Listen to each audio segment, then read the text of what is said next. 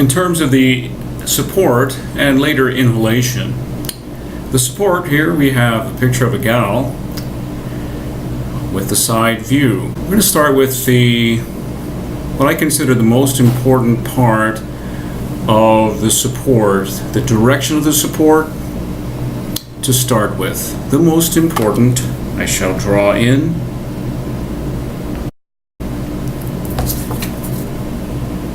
Toward the lower abdominals, a little bit beneath the belly button, that angled gesture, which can start a bit above that, but we want to be able to connect the lower abdominal musculature. Secondarily, but very important, just beneath the sternum, the diaphragm, we can think of moving in the same direction. Really, one gesture, the thought here, causes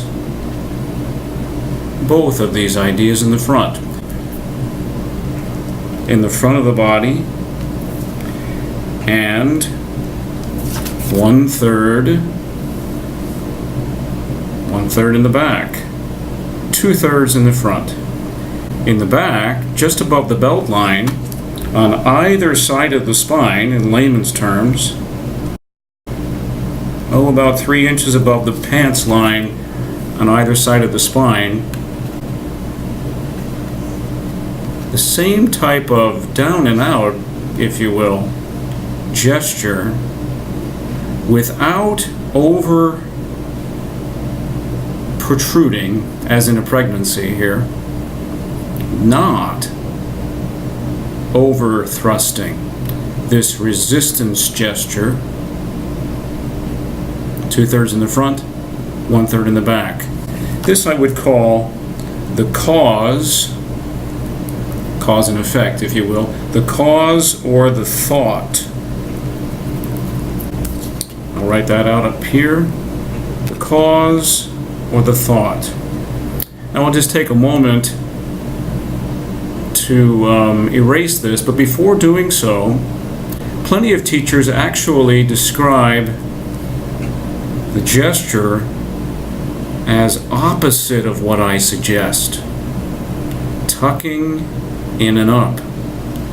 There are parts of the musculature that help us do that, and parts of the musculature that help us, in layman's terms, keep from collapsing. This gesture of tucking in and up should happen, but it is a secondary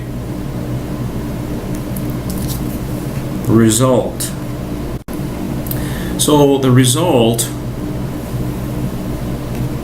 or effect of the down and out gesture should be that there is some movement that tucks in and up, which is in between the upper abdominals and the lower abdominals. There is that slight gesture.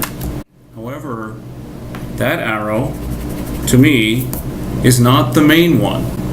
Again, the main gesture of support, down and out, with the thought of including the lower abdominals in that resistance gesture.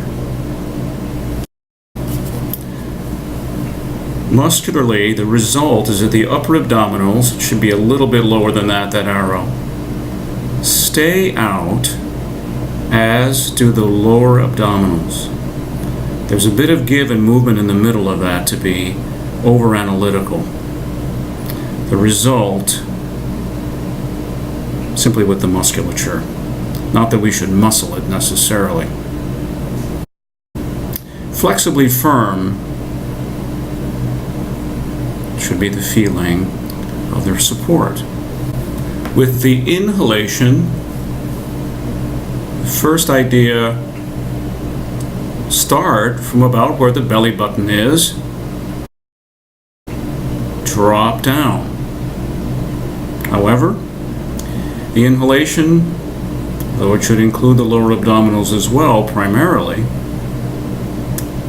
is not the only place where we should inhale. Teachers suggest this oftentimes because they want you to be able to include that area as the support must. However, I think of zippers. One zipper moving down, one zipper moving up. The secondary part of the inhalation on the upward side, and the inclusion of the area right around where the belt buckle would be in the back, with a little bit of movement, an inch of movement in the back in that direction, would be a good supplement. Again, the thought about 2/3 in the front of the body on the inhalation as well, 1/3 in the back of the body. Zippers. Start at the belly button, zip down, zip up, just about simultaneously. Take a little sip into the lower back.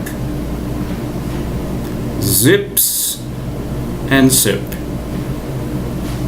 is a quick rhyming phrase for the inhalation.